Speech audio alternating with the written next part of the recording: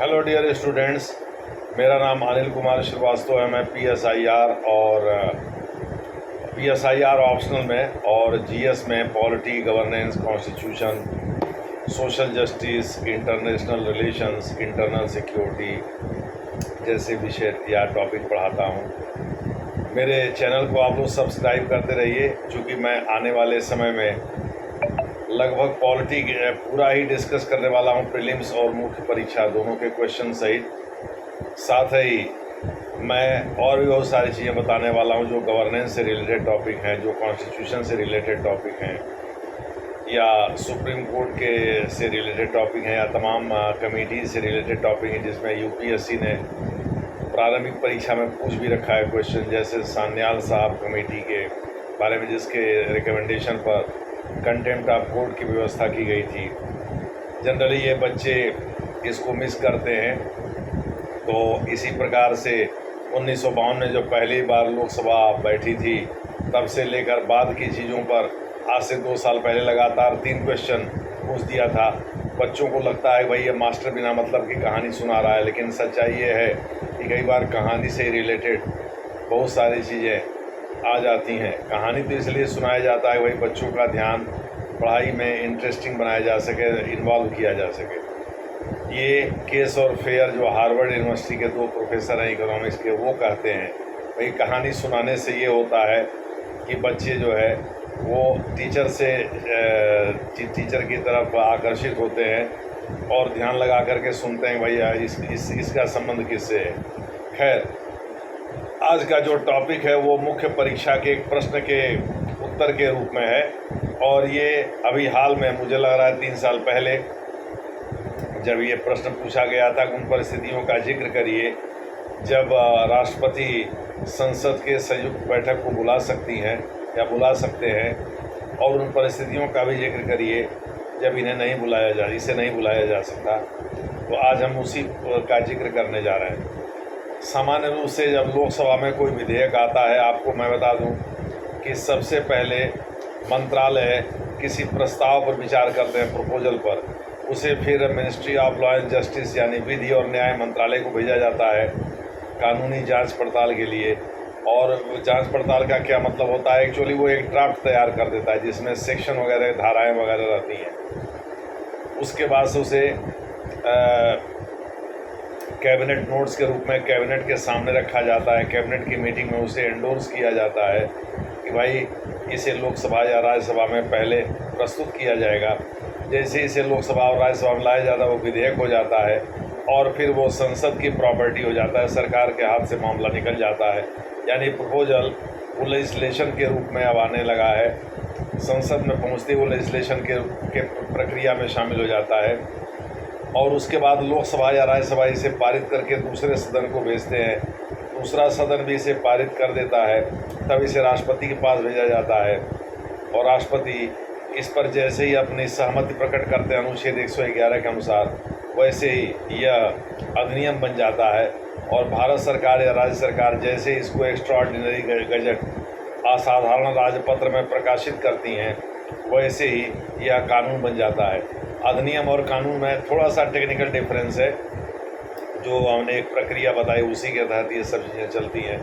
यानी सबसे पहले प्रस्ताव, फिर उसके बाद से कैबिनेट नोट्स, फिर उसके बाद से एंडोर्समेंट, फिर उसके बाद से बिल, फिर उसके बाद से पैसे, फिर एक्ट, फिर उसके बाद से लॉ। इस तरह से ये चलता है, यानी इसके चरण इस तरह से होते हैं।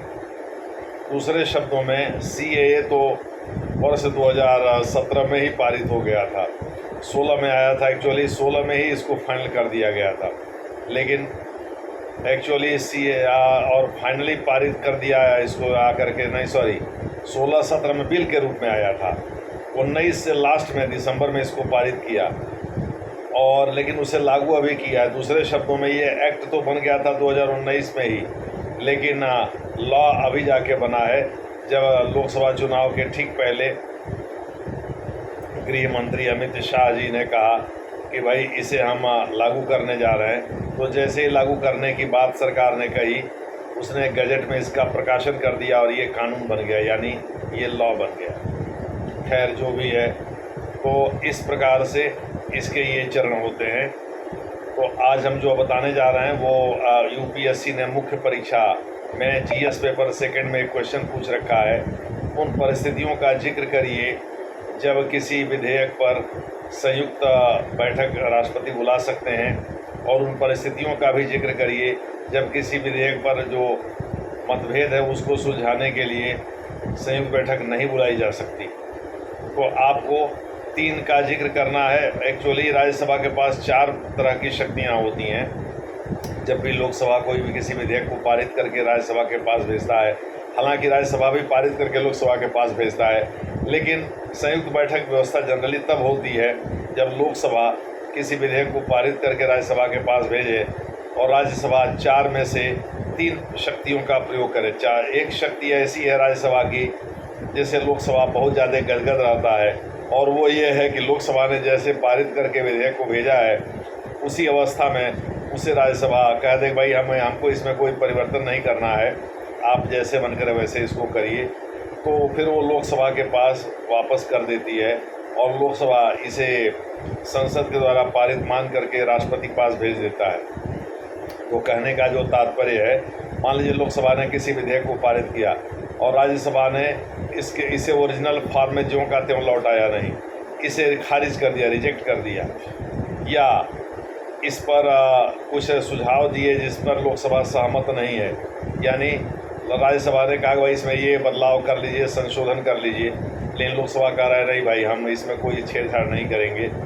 और तीसरा, इसे अनिश्चित काल के लिए राज्यसभा अपने पास रोक रखे, ना हाँ कहे ना कहे, और ये कम से कम 6 महीना इस मामले में व्यतीत हो जाना चाहिए।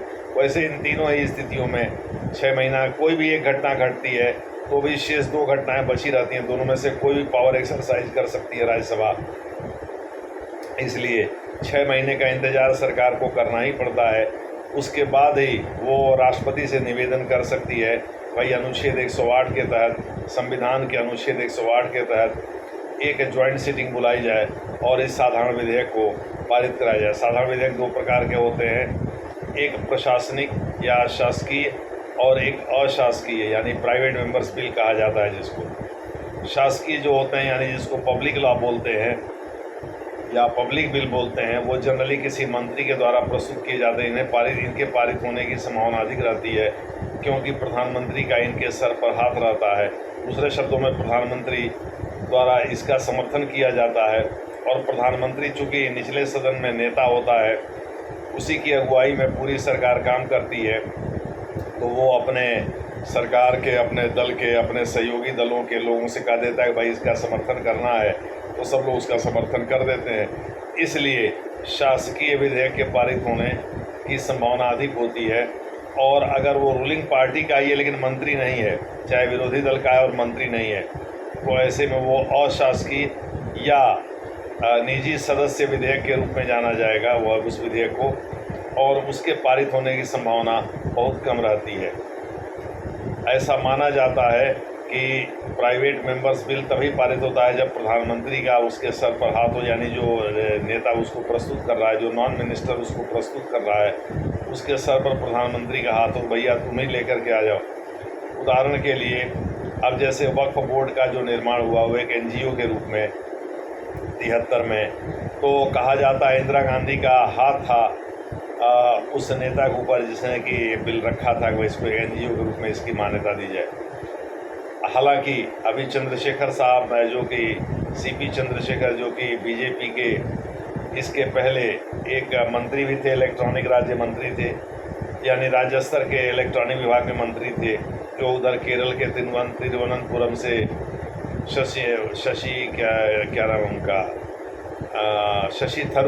शशि थरूर के खिलाफ चुनाव लड़े थे लोकसभा का और चुनाव हार गए थे।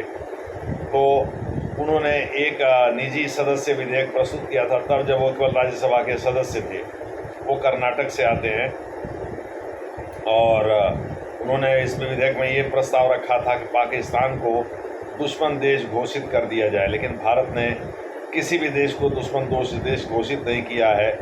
ये दूसरी बात है कि युद्ध के दौरान अनुच्छेद 366(3) के अंतर्गत जो व्यवस्था है, कोई भी देश अपने आप शत्रु हो जाएगा जिसके साथ भारत का युद्ध चल रहा होगा। लेकिन साधारण स्थिति में बिना युद्ध के भारत ने किसी भी देश को अपना दुश्मन घोषित नहीं किया है। ये दूसरी बात है कि अनऑफिशियली पाकिस्तान और चीन भारत के दुश्मन हैं और इस देश के हर लोग लगभग मानते हैं, जो लोग भी सरकार के नीति से अवगत हैं या इस देश से प्रेम करते हैं। खैर जो भी है, तो पहली बात तो यह है कि साधारण विधेयक केवल साधारण विधेयक पर ही संयुक्त बैठक बुलाई जा सकती है, संविधान संशोधन पर और धन विधेयक पर के रूप में इसको प्रस्तुत नहीं किया जा सकता। दूसरे शब्दों में संविधान संशोधन और धन संबंधी मामलों या वित्त संबंधी मामलों पर कभी भी संयुक्त बैठक नहीं बुलाई जा सकती। वित्त संबंधी मामलों बुलाई जा सकती चूँकि उसे ऑर्डिनरी बिल माना जाता है। कल आप इस पर चर्चा कल आपसे किए थे, लेकिन धन विधेयक पर बिल्कुल ही नहीं बुलाया जा सकता अगर वो मनी बिल है तो। Constitution amendment bill, finance bill अगर फर्स्ट क्लास है और वो धन विधेयक है या धन विधेयक की तरह है, धन विधेयक ही नहीं है, तब भी इसे नहीं बुलाया जा सकता। लेकिन अगर ये धन विधेयक के अतिरिक्त किसी अन्य तरह का विधेयक है, दूसरे शब्दों में धन विधेयक के कुछ आइटम इसमें हैं और कुछ दूसरे आइटम भी हैं, या द्वितीय क्लास का अगर वित्त विधेयक है, तब तो 100% संयुक्त बैठक बुलाई जाएगी, क्योंकि तब तो ये ऑर्डिनरी बिल की तरह से ट्रीट ही किया जाएगा। इस मामले में थोड़ा सा का अंतर आप लोगों को करना होगा कि अगर ये धन विधेयक के रूप में प्रस्तुत होता है तो इस पर कोई संयुक्त बैठक नहीं बुलाई जा सकती। वित्त विधेयक के रूप में भी अगर प्रस्तुत होता है प्रथम श्रेणी के और ये धन विधेयक का ही रूप होता है, तब भी नहीं बुलाई जा सकती। लेकिन अगर धन विधेयक के साथ किसी और मसले पर इसमें विचार किया जा रहा है और या तो द्वितीय श्रेणी का वित्त विधेयक है, तो ऐसी स्थिति में 100% संयुक्त बैठक बुलाई जा सकती है। इस मामले में थोड़ा सा आप लोगों को सजग रहना पड़ेगा कहने या लिखने के दौरान। खैर जो भी है, तो इस पर हम कल ही चर्चा कर दिए थे और आपको बता दिए थे कि धन विधेयक को पुनर्विचार के लिए राष्ट्रपति वापस नहीं कर सकता। जनरली इस पर वीटो का भी प्रयोग नहीं करता, क्योंकि सरकार जनरली अपने किसी लीडर को ही प्रेसिडेंट चुनती है। हालांकि संविधान में इसका कहीं भी उल्लेख नहीं है कि वीटो का प्रयोग नहीं किया जा सकता धन विधेयक के विरुद्ध। दूसरे शब्दों में धन विधेयक पर अपनी सहमति रोक नहीं सकता है राष्ट्रपति, ऐसा कहीं नहीं कहा गया है। केवल ये कहा गया है पुनर्विचार के लिए बस वापस नहीं कर सकता। दूसरे शब्दों में अगर मान लीजिए किसी सदन से उसके पास धन विधेयक पहुँचा, जनरली लोकसभा से पहुँचता है, चूँकि स्पीकर का सर्टिफिकेट लगाना होता है, अगर वह धन विधेयक है तो फिर से लोकसभा के विचारार्थ या संसद के विचारार्थ उसको वापस नहीं भेज सकता है प्रेसिडेंट ऑफ इंडिया। खैर जो भी है, ये सब कल ही हम लोग चर्चा कर दिए हैं इस पर। तो इस प्रकार से संयुक्त बैठक कब बुलाई जा सकती है, कब नहीं बुलाई जा सकती, उन स्थितियों का जिक्र किया। फिर एक बार दोहरा देते हैं, या तो राज्यसभा ने लोकसभा के द्वारा पारित किसी विधेयक पर लोकसभा ने जो उसको ज्यों का त्यों मूल रूप में लौटाया ना हो, ठीक है, यानी उसे रिजेक्ट कर दिया हो या उसमें किसी संशोधन का प्रस्ताव दिया हो जिस पर लोकसभा सहमत ना हो, और या तो 6 महीने से अधिक का समय व्यतीत हो गया और राज्यसभा ने उस पर कोई विचार किया ही नहीं, न तो हाँ कहा हो न तो ना कहा हो। हालांकि इसके अलावे भी जो 2 स्थितियाँ हैं उसमें भी राज्यसभा में 6 महीने तक इंतज़ार करना होता है किसी विधेयक पर वो अपनी सहमति दे, यानी एक पूरा सत्र इंतज़ार करना होता है, एक पूरा सत्र के निकलने का इंतज़ार करना होता है। 6 महीने में एक सत्र बुलाना ज़रूरी होता है अनुच्छेद 85 के अनुसार। तो इस प्रकार से राज्यसभा के पास जो लोकसभा के बराबर शक्तियां दी गई हैं साधारण विधेयक पर, उसका मतलब यही होता है कि राज्यसभा चूँकि उसकी स्ट्रेंथ कम होती है, केवल राज्यों की सभा है, तो ऐसे मामले में साधारण विधेयक पर राष्ट्रपति संयुक्त बैठक अनुच्छेद 108 के अंतर्गत बुलाकर मामले को हल करवा सकता है, यानी विधेयक को पारित करवा सकता है गवर्नमेंट के रिक्वेस्ट पर। ऐसा अभी तक 3 ही बार हुआ है, क्योंकि ज़्यादा अगर इस तरह से होने लगेगा तो विरोधी दल पुं करके एक प्रचार शुरू कर देगा पूरे देश में कि देखिए राज्यसभा में इनकी बहुमत हो नहीं पाती, यानी राज्य के चुनाव ये जीत नहीं पाते। इस वजह से ये बार बार जो है संयुक्त बैठक बुला करके किसी साधारण विधेयक को पारित करवाते हैं। कहने का जो तात्पर्य है कि मोदी साहब के ऊपर एक विरोधी दल का ताना ऐसे ही शुरू है और ऐसे भी शुरू हो जाएगा कि भाई देखो ये बार बार जो है संयुक्त बैठक बुला रहे हैं। इसका मतलब यह है कि राज्यों में इनकी सरकारें डामाडोल हैं या राज्य सरकारों में इनकी दखल नहीं है। ये राज्य का चुनाव जीत नहीं पाते, इसीलिए इनके विधायकों की संख्या कम रहती है और इसीलिए राज्यसभा में ये कभी बहुमत नहीं प्राप्त कर पाते और राज्यसभा में इनका विधेयक लटक जाता है।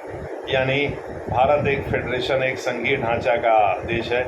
ऐसे में राज्यों का भी बहुत महत्व होता है। इसीलिए नरेंद्र मोदी जी राज्यों के चुनाव में भी अच्छा खासा प्रचार करते देखे जा सकते हैं।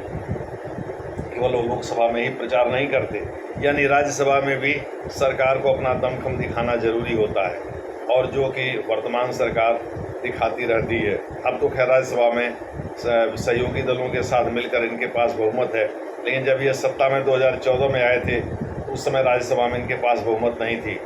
तो उस समय अरुण जेटली साहब जिंदा थे। अरुण जेटली साहब ने एक बार धमकाया था कि भाई या तो हम धन विधेयक के माध्यम से विधेयक पारित करवा देंगे या तो संयुक्त बैठक बुला करके पारित करवा देंगे।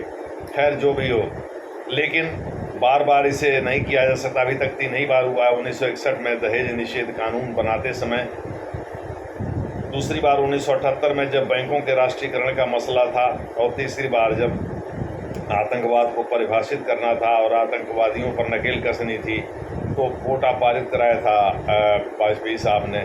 वो पहले पोटो था, यानी ऑर्डिनेंस था, अध्यादेश था, उसे पोटा में कन्वर्ट कर दिया था।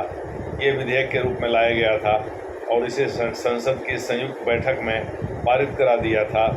चूँकि लोकसभा की स्ट्रेंथ अधिक होती है तो इस वजह से उसकी संख्या बल अधिक होने के कारण जो है राज्यसभा इस मामले में लचर कमज़ोर पड़ जाती है और कोई भी साधारण विधेयक आसानी से पारित सरकार करवा लेती है।